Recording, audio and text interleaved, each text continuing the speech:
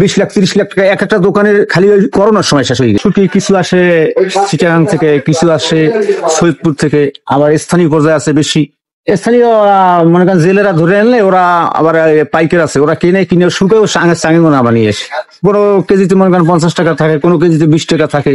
মানে এইভাবে যদি সব সরকারি চালাই যায় তাহলে তো আমাদের একটা শান্তি থাকে, দেশে শান্তি আসে যায়। আর যদি এরপর প্রজন্ম এই সরকারের পর একজন আসছে যদি আবার গোড়ায় দিয়ে শুরু করে তাহলে তো আমার যে হয়ে গেলাম। বর্তমান পরিস্থিতিটা যে এখন যেভাবে আছে মোটামুটি চলার মতন একটু আছে।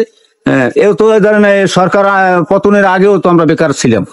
ও সময় তো দেখা গেছে হরতাল ঘরতাল, গাড়ি বন্ধ, এই সেই সব বন্ধ, আমাদের মাছ কেনা মাছ নষ্ট হয়ে যায়, মাছ বেচতে পারি না। বর্ষার সিজনে তো একরকম বসে থাকাই লাগে।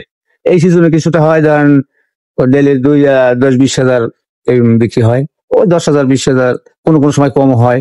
সরকার পতনের আগেও চাঁদাবাজি হইতো না, এটা আমি কুয়াকাটা এরকম বিশৃঙ্খল কিছু ছিল না।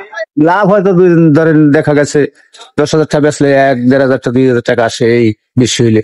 ঘর ভাড়াটা এই একটা ঘরের ভাড়া আছে 6,000 টাকা মাসে, কারেন্ট বিল আছে 4,000-5,000 টাকা, তাতে ওই দেখা যায় হাতে 1-1,500 টাকা এই থাকতে পারে। লইট্টা মাছের বেশি চাহিদা এখানে। লইট্টা শুটকি, যেমন এই লইট্টা শুটকি।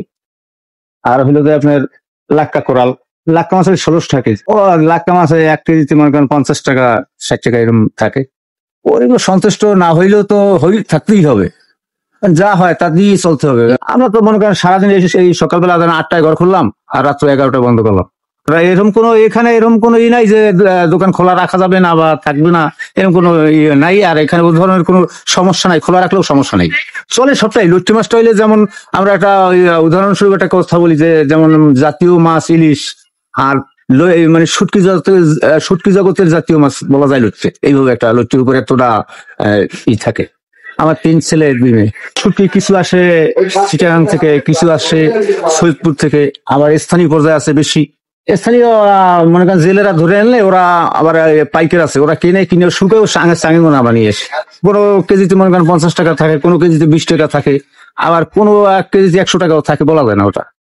শুটকি ব্যবসায় তো আমরা পিছনে লস দিতে আসছি, যেমন করোনায় লস দিছি না, করোনায় লস দিছি, এরপর আবার এই আন্দোলনে লস দিছি। দেখা গেছে মাছ কিনে স্টক করছি,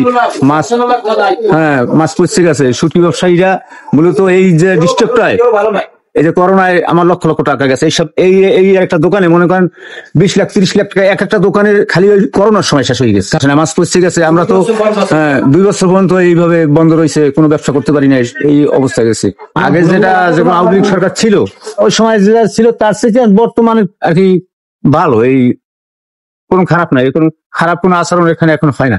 আগে হয়তো না, হয়তো পোলাপান তো দলে থাকে কিছু কিছু চাঁদা টাদা, ওই ওরা হালকা পাতা নিত, মানে খুচরা, এখন ওইটাও নাই।